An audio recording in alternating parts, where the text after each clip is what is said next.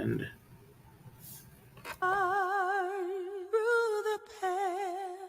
listen to the people, listen to humanity, listen to the parrot, Parrot TV, Parrot TV, Parrot TV, Parrot TV, Parrot TV, Parrot. Listen to the people, listen to humanity, listen to the parrot, Parrot TV, Parrot TV, Parrot TV, Parrot TV, Parrot TV. Listen to the people, listen to humanity, listen to the parrot, Parrot TV, Parrot TV, Parrot TV, Parrot TV, Parrot TV, Parrot TV. are you curious about financial literacy? Then take a look at Professor Anthony Rivecchio's new program on Parrot TV. It's called Financial Focus University. This is an excellent program to learn about questions related to your own finances post-COVID, and how you can manage your money, how you can work with your tax situation. And this is an excellent and informative discussion of financial literacy. With Professor Anthony Rivecchio, your financial problems will be solved at Parrot TV with Financial Focus University. Welcome to World Inkers Network, Parrot TV program. I'm Dustin Pickering, your noble and honest host. Today we have Rebecca Herz. She is a poet and social work student pursuing a career in schools. She is excited to publish her first collection, Homecoming and Other Poems, in January of 2023 with Prolific Pulse Press.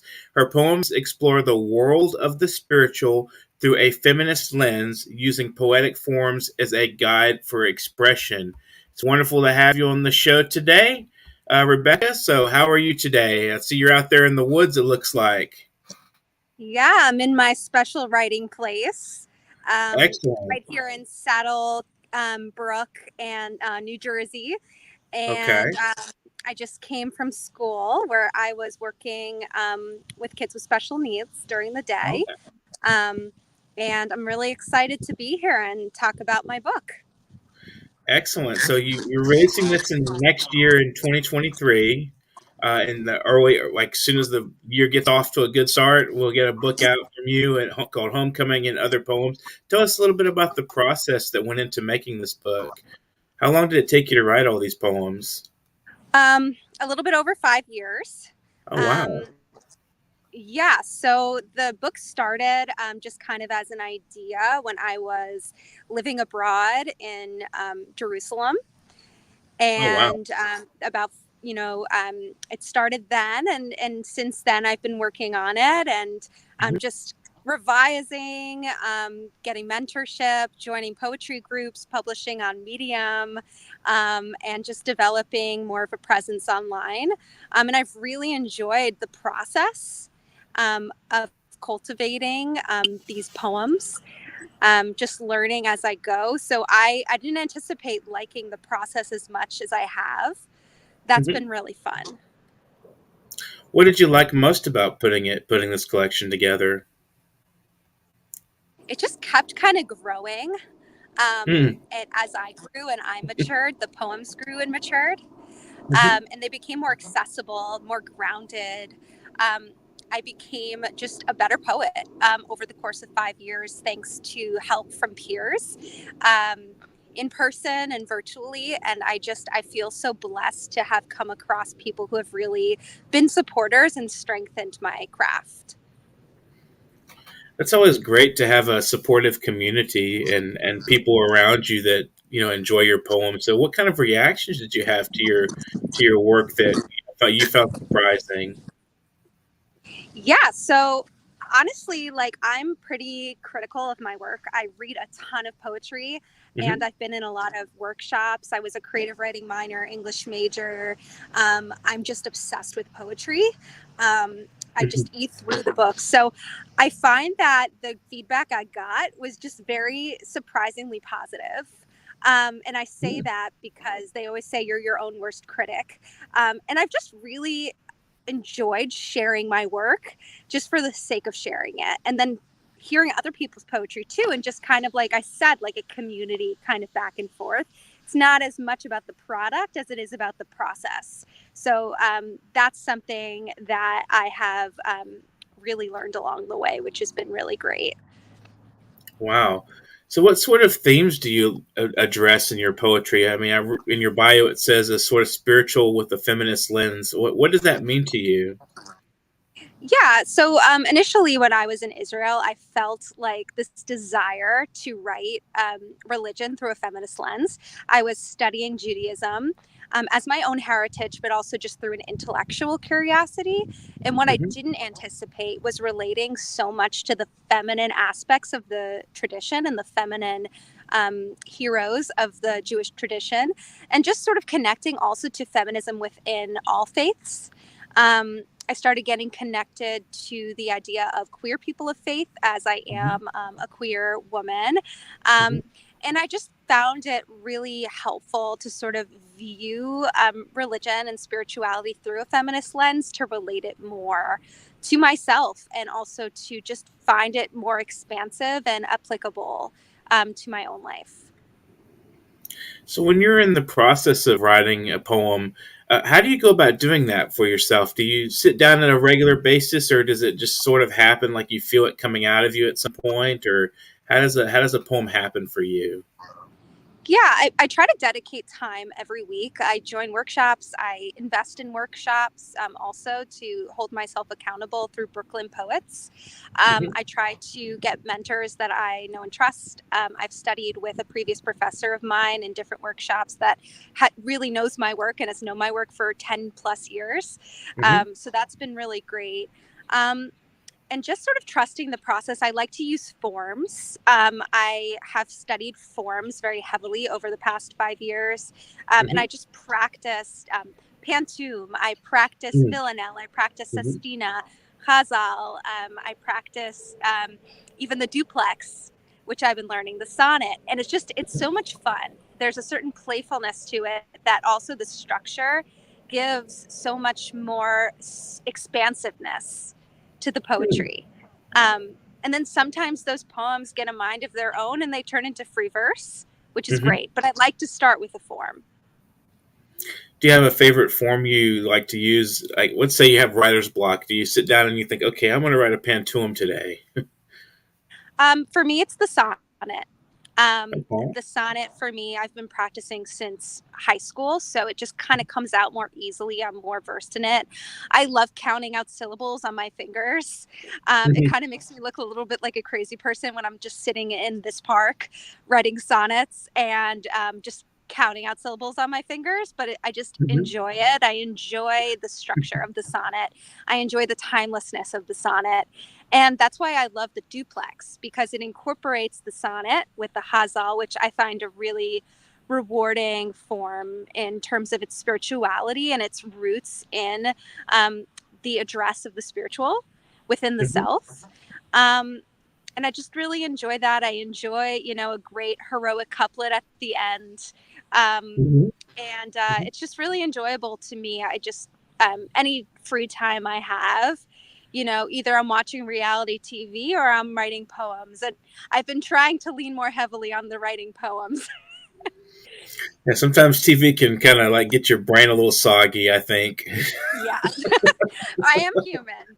But yeah, Right. I do You need a try break to every write once in a as while. much as I possibly can.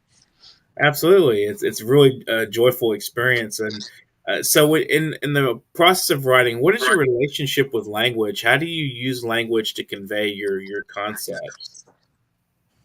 Yeah, so for me, my poetry really strengthened when I went to a French immersion program Hmm. in college. I just had a whole new appreciation for language, for rhythm, for the beats in poetry, for the sounds, the music. Because French is such a musical language. Hmm. It's part of my heritage, the French language, my grandparents being Belgian. And so I found it really rewarding to learn the language. I became a really big fan of Michaud, Duchamp, of Perec, like just really experimental forms, the Hmm. abstract. And when I came back to the States and started writing in English again, I found my poetry completely transformed. So I think my relationship to language is a defamiliarization, as Ezra Pound said, just a feeling of making it strange. So every time I look at my writing, I try to use words in new ways and kind of challenge myself, new juxtapositions, and just enjoying the process. Do you find as you're writing that you unveil certain characteristics of yourself you weren't familiar with before? Yeah, I think that for me, I'm a pretty disorganized person. And with Mm-hmm. my poetry, I'm very structured. I'm very disciplined. I become like a student of martial arts in Mm-hmm. some way. Just really, when I sit down to write, that's my time. I don't focus on anything else. Leave me alone. I'm just like in my element. I can write for hours. And Mm-hmm. so it brings out this like flow, the flow state in me, where I'm usually kind of all over the place, which is good for when I'm in a school setting, because this student needs me, that student needs me, I need to be on my toes, go upstairs, go downstairs. There's no plans really. I mean, you can plan, but the day isn't planned. So for me, when I get rooted in nature, sit under a tree, bring out my journal, and I'm just working on a form, that's my element, and I'm Mm-hmm. completely zoned in. So, what brings out your creative imaginative spark the most? Like, I mean, is there any particular thing that you just obsess over that just kind of hangs with you that you go back to in your writing? Yeah, so for me, it's just female empowerment. Mm-hmm. Like for me, I want to sort of reflect my mom, and that she's just shown me so much strength as a woman, Mm-hmm. going through a divorce and coming out with a new career. And she's also a writer. Um, and I just find her really inspiring. And so my poems are really a reflection of her, and the strong females I have in my life. So when I think about poetry, I think about empowering others, empowering mothers, empowering female caregivers, and just people like who just deserve to be recognized, deserve to be seen, who experience silencing, marginalization. Um, and that's why I'm going into social work. And that is what drives me to write in the everyday. Do you feel that you're concerned with the marginalized? You mentioned that being in your poetry and in your social work. Is that something more primary to your poetry, or is that something you developed through your poetry, an understanding of the marginalized? That's a really great question. It kind of happened at the same time.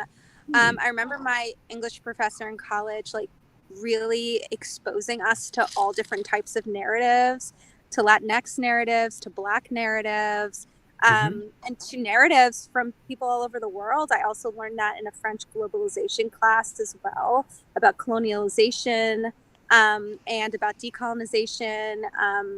And just learning about so many things that I wasn't exposed to growing up in a primarily affluent white neighborhood. Mm-hmm. Um, and so actually creative writing really brought an awareness to me that made me interested in social work. And at the same time, social work really informs my writing. That's interesting. So it's sort of a binary process going on, like a feedback loop of sorts. So, what are some writers that you return to who really just draw your attention the most? Yeah, I was actually just thinking that as I was walking over here. I have so many I like, and I had a feeling you were going to ask me that. Um, Adrienne Rich. I did my senior Somehow I thesis knew on you were going to say her. that. Yeah, I did my senior thesis on her in college, Mm-hmm. and I'm fascinated by her because she's queer, because she's a feminist, because she's a radical feminist, and she's Jewish. Mm-hmm. Um, and for Excellent me, writer too. that was very formative. I have a huge volume of her poems. I wrote a huge paper on her that I can't seem to find. But it was about her just sort of negotiating her Jewishness, Mm-hmm. as a woman and as a queer person. And that was really fascinating to me. Another person who's been recently more instrumental to me, has been Mir Taqi Mir. And I don't know if I'm pronouncing the name right, but he is a writer of Khazal form. and I found Hmm. his book in a secondhand shop when I was away, and I've just been devouring the poems. I didn't know anything about the Ghazal. I was even pronouncing it wrong, Ghazal, and then one of my writing teachers corrected me.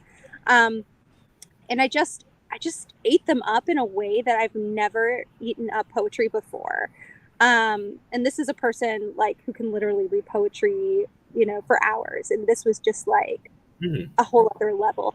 There's something about the form that just really attracted me, really drew me in. Just the spiritual mixed with the address to God, the address to Hmm. self, just the pure, direct announcement of the self within such a strict form, and sort of the ancientness of that as well. So I'd say that those, and also Shakespeare. But that's a No, of really course. big thing to say, going back to the sonnets Hmm. as well. Wonderful. Are you familiar with Petrarch and some of those that kind of sonnet as well, the Italian sonnet? Yeah, yeah. I think that I'm much more familiar with Shakespeare Hmm. because I studied him a little bit more extensively.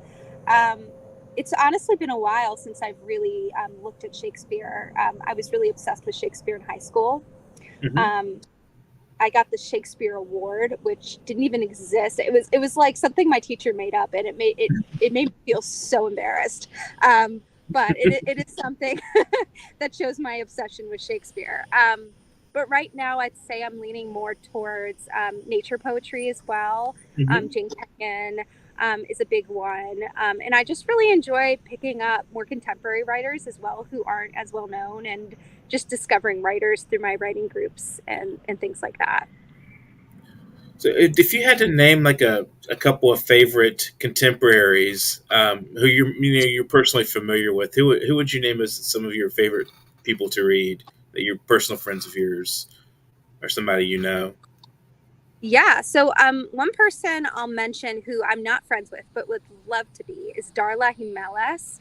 I read one of her books sent to me by Julie Enzer of Sinister Wisdom. I would definitely check that out. It's a feminist, lesbian, multicultural literary magazine. They actually Hmm. published one of my poems that's appearing um, in the book. It's a poem about being gay, being queer in Jerusalem, and it's kind of like the central axis of my book. And she's been sending me these books by queer feminists, and Darla Mellis is one of them. And she writes about miscarriage in a really frank way. Writes about a queer relationship in a really frank way. And I just find her poetry to be so accessible. So that's someone I highly recommend. Another person that I've really enjoyed is Zan Jones, and I hope I'm pronouncing the name right. Hmm. Um, Someone who I've met in my writing groups. Hmm. Um, and I've just really enjoyed her work. Um, and I also really enjoy the work um, of Julie Enzer as well, from Sinister Wisdom. She actually helped me edit some of my poems for the book, and I had a chance to look at some of her work as well. I just love to support other writers who identify as female, writers who identify as queer, and really anyone who I come across whose voice needs to be lifted up. So there's like a focus in a lot of the poetry circles that's very different than the average society on the marginalized and on especially on, as you mentioned, queer, lesbian, feminist kind of slant in the poetry circles. Do you think that's going to reflect a larger cultural I don't want to say revolution or but like a push in society further to more tolerance? I really hope so. I'm a little bit of a hopeless optimist, um, Hmm. with with some cynicism at times. I do read the news, um, but I do see a consciousness raising, a consciousness changing, and I'm hoping that there will be in the near future a real shift Hmm. in priorities because it'll be necessary. And we will Yeah. have to pay attention to those who have been silenced for our own survival. I hope so too. It's a really interesting in the way you put that is we'll have to pay attention for those who've been silenced. I love the way you put that. That's excellent. That's poetry in of itself. You've got to write a poem on that. We'll take a Oh brief yeah, break. I'll do that. I'll do that now. Okay, we'll take a brief Once break. I'm done. Wonderful thought process there. We're going to take a brief break, but we'll be back with some of your own poetry. And thanks for joining us today. Here we go with the commercial break. Thanks for our viewers. Please subscribe to our channel if you can. World Inkers Monthly Magazine is a fine source for your literary interests. It's an all-source magazine with poetry, prose, and essays and articles, as well as interviews. It's all full-color art and photography from a variety of voices and artists. You will find this magazine entertaining. This is an all-purpose readership, and we are looking for new voices. This sleek, full-color edition of World Inkers Monthly Magazine will be something pleasant for your eyes as well as for your mind. And we're looking for authors for one book promotion in the magazine. If you're a business, we want to promote your business. You may submit your book reviews, your academic or non-academic articles on the humanities and the arts, as well as your literary writing and creative output to publication.worldinkers@gmail.com. World Inkers Monthly Magazine does not spare any ink. Keep inking for World Inkers Monthly Magazine. Seduced by Jill Sharon Kimmelman. I had always privately scoffed at the notions that a lover's touch could truly cause fair skin to blush, that a single kiss bestowed could render one silly, sly with desire. Such things found in poems and novels were nothing but crafted fiction, or so I thought. I know better now. My skin still carries the imprint of your touch. With the brilliance of clarity, I recall the taste of sweet and savage kisses. Pleasure beyond any imagining still sings within my veins, sweeter than any nectar upon the tongue, and louder than the fiercest pain. Seduced, a poem by Jill Sharon Kimmelman.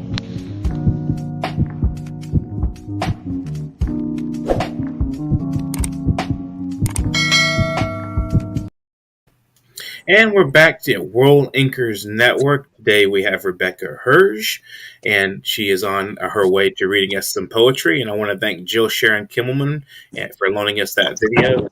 Wonderful poem there. So, Rebecca, are you prepared to read us a couple of poems?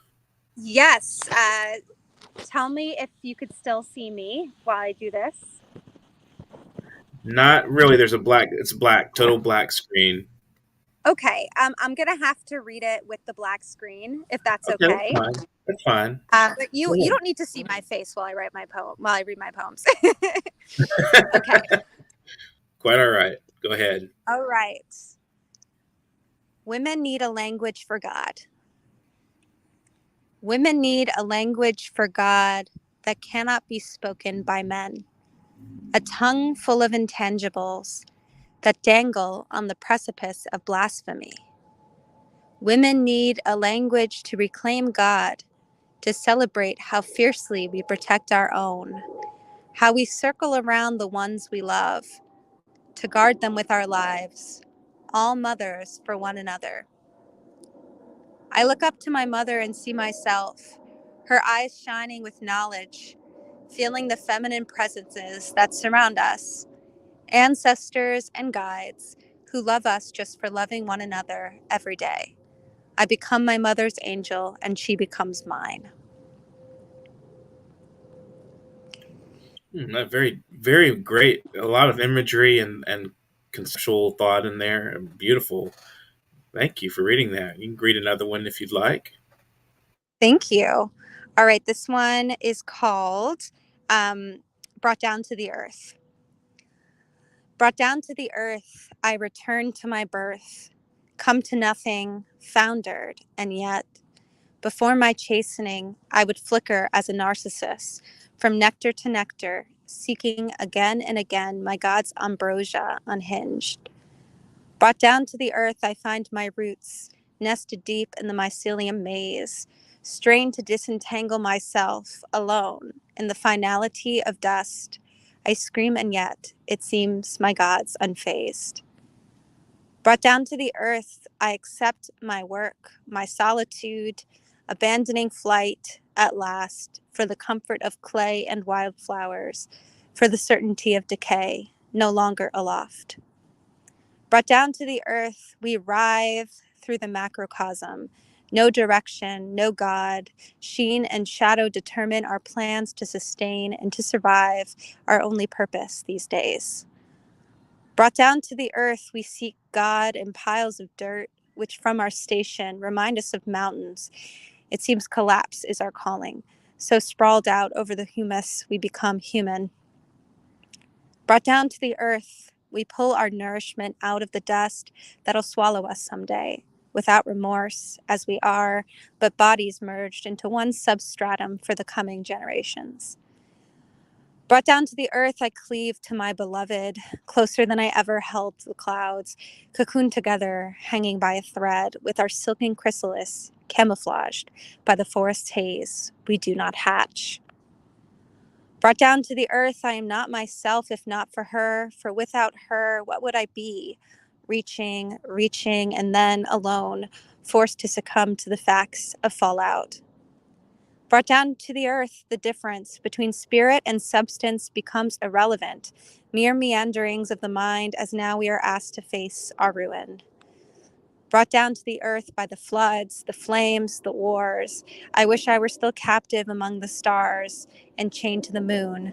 I yearn for my heart in Venus's roseate cloud.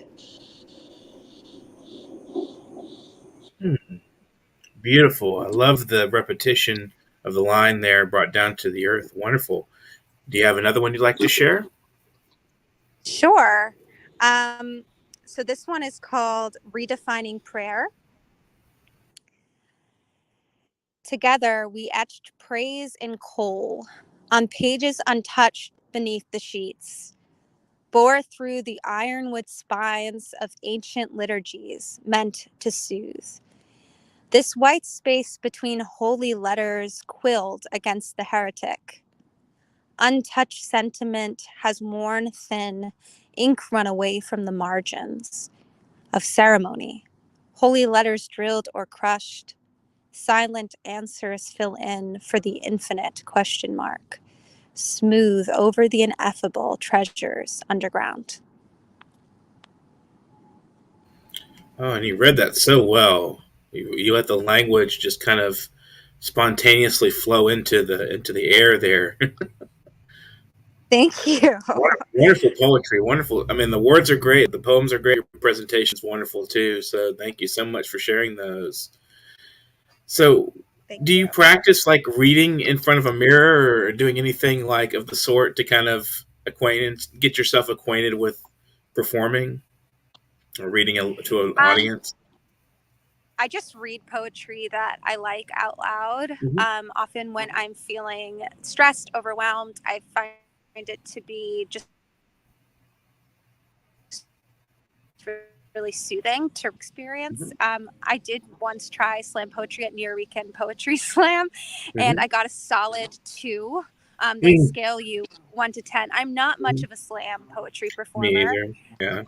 Yeah. I let my words speak on stage. I also did get a little bit tipsy beforehand, so that might have affected my performance. But needless to say, I do enjoy just having my language on the page speak for itself. I am a little bit shy about performing my poetry, so I was kind of glad the screen was blank while I was reading, but it's something I'm getting more and more comfortable with. Excellent. I think just listening to your voice and the way it just flows out, the words and the way you enunciate and kind of let the words speak for themselves works really well. I thought it was very nice, especially the last one was really good. Thank you. I appreciate that. Yeah, you're welcome. Sure, it's been glad to have you on the program. Actually, it's been an interesting discussion. Maybe we have a little bit of time for a couple more questions. Do you want to say anything like to people out there who are struggling with writing right now? Maybe they're not quite published but want to be. How do they get their work out there? You've got a book coming out. It's your first collection, and how does that feel? It feels amazing. It's the culmination of many years. And I Mhm. think something that I've learned since college, I was desperate to publish in college to prove that I was really a writer. I would submit to like the New Yorker, I would submit Mhm. to the Paris Review. I would submit to really tough publications. And then I sort of realized, okay, let's start small.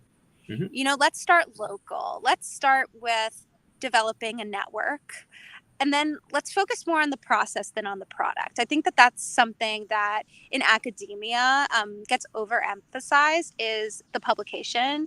I've submitted probably 100 poems or poem packets on Submittable. I've had two accepted. Mhm. So the reality of going through those rejections and then finding the right audience, um, I started focusing on other things in my life, on my career, and then the writing just kind of came. Mhm. Um, and I think that the more I was focused on becoming a known writer, and all the pressure that comes along with that, the social media presence, the less success I had. And so, if I have one piece of advice, develop yourself, develop Mhm. what you've loved, continue to learn and grow, and just develop a genuine network of other writers. And you're welcome to reach out to me if you have any questions. My email is homecomingpoet@gmail.com. What is the cover? What was your inspiration for the cover? I haven't seen it. I'm just curious what kind of artwork you chosen for your cover and why. Okay, so you'll see the cover here. The cover is this compass, Wow. and yeah, so the compass is kind of my the thing that I've developed, and I was playing around on Canva, which is this design website, and just playing Hmm. around with graphic design, and I just kind of found the compass and combined it with some other images. One of the Western Wall, which Hmm. is an image of my poetry from Jerusalem, Hmm. and sort of the men at the wall, and sort of evoking that kind of imagery that I'm sort of trying to push against a little bit. And, on the other side, a map of France, because some of the poems do take place in France as well from when I studied there. And so just kind of the world travel with the compass. And the compass also is like finding your own true north, finding who you are, Hmm. and how the self discovery sort of leads to your writing, and also just whatever development, even if you're not a writer, just whatever development that you're meant to have, and finding your purpose as well. Interesting. So you kind of made a sort of collage out of the identity elements of your poetry and sort of put together as a cover, and I find that fascinating, and it's really interesting what you have created there. And I mean, so when you have the final product, I mean, you have everything set down, and you've got your book coming out. What's next for you? What's your next project going to be like? So I think that my next project is going to probably be focused around grieving. Hmm. I've recently had a loss in my family, or my grandfather had a huge stroke and is on his way to moving out of this world into the next. And it's something that I've been focused on. And I think that also rooting my poems in nature as well. So, like the grieving process, as reflected in the seasons, as reflected in nature, I think is something that I'm going to be working on going forward. Wonderful, and good luck with that, and God bless you Thank you. in your grieving journey. It's sometimes tough, and it's where a lot of values come in. From my own experience, where a lot of your core values come out and present themselves strongly. When you're in a grief period. So, what advice would you leave with, or advice or final words, any kind of thing you want to say at the end of the program here for our viewers today? Yeah, just keep writing, and another group that I really enjoy is Shut Up and Write. And I Mm-hmm. don't mean that in a way. There's actually a group on Meetup called Shut Up and Write. I used to do it in person at Lincoln Center, and now I do it online, the New York City one. Everybody is super supportive. And actually, that's how I found out about Lisa Tomei of Prolific Pulse, who is going to be publishing my poem. And I think if you can find someone who will really go to bat for you and for your work, someone Mm-hmm. who's aligned with you, like Lisa Tomei used to be a social worker, and she gets my writing and had like this meaningful conversation with me right off the bat. And I was like, this is my person. It doesn't Mm-hmm. have to be someone or something that's like high profile. You can start with something that's kind of more intimate. Mm-hmm. And sometimes and then also supporting those publishers as well, who are, Mm-hmm. have a bit of a smaller audience, but who are really, really excited to get your work out there. So no one and nothing should stop you Mm-hmm. from writing, from publishing, and you will always have an audience in me. And I think the bigger world of publishing can be kind of vicious and mean in some ways. It's like, and if you're super famous, I mean, is it really as much as it looks? I mean, or versus someone who's writing for in their intimate circle, and just sharing with their friends and family and people that really like what they're doing. I mean, if you're like ultra famous and bigger than life, can you even keep that mojo going? It's kind of like modeling. That's how I Mm-hmm. see it. Like, you get branded, Mm-hmm. and then they get sick of you, and then they move on to the next person. And so I think that the more grounded you could be into who you are as an artist, it's okay for that not to be the number one thing in your life, because you need to make money and you need to, find a career usually. And so the one thing I'll say to young writers, it doesn't mean that it's not the most important thing in your life. Mm-hmm. It can be the most important thing. You could be dedicated to it, and you can also focus on other aspects of your life and just becoming the best person you can be. Absolutely. Would you like to share any shout outs, thank yous to anybody at the end of the program? Yeah, big shout out to Lisa Tomei, Mm-hmm. Prolific Pulse. Big shout out to Sinister Wisdom and Julie Enzer. And also just big shout out to my grandfather, Papa, who just suffered a stroke, who has always been my number one fan in poetry ever since I was a little girl. And I can't express enough gratitude for him. Well, thank you for being on the program today, Rebecca. It's really been pleasant talking with you. You've had a lot of wonderful words to share and some great advice for young writers and upcoming writers. And we may find the next Stephen King amongst the circle that watched today's interview. Who knows? Well, we'll see. We'll see. Well, hopefully we've encouraged some people today. Appreciate you being on. If you know of anybody else that would like to join us for an interview, let them know and give them my email, and I'll share that at the end here. But thanks for being on the program today. Thanks so much. Been watching World Inkers Network. I hope you'll subscribe to our channel after today's wonderful interview with Rebecca Herz. If you want to be on the program, I will share our contact info here. This is you send me a bio and a headshot, a short bio, paragraph or so I can read on the program at the beginning to introduce you. Publication.worldinkers@gmail.com. And if you want to donate to our program, you got paypal.me/nyparrot, paypal.me/nyparrot. And if you don't want to donate, maybe you want to buy one of our books. We have several books we've published at World Inkers Printing and Publishing. You can look up the Albanian anthology, which was just published. The New Condemned is the title of that book. And you can also look for Troy Camplin's books in the next couple of weeks. We'll have those out and available. His wonderful words and thoughts on the society at large and what we can be grateful for, and some of the resentment that we face and how we can handle that. Those are his book's themes. And I appreciate everyone who's watched the program today. Please subscribe, share our content, and be free to tell others about our programming as well. And I believe this was just wonderful programming. We have one more comment. Somebody, Real Truth Talk. Thank you, Rebecca. Thank you to whoever that may be. but whoever your name is. And thanks for watching. Subscribe to our channel and have an excellent afternoon and get to writing. Listen to the people. Listen to humanity. Listen to the Parrot. Parrot TV.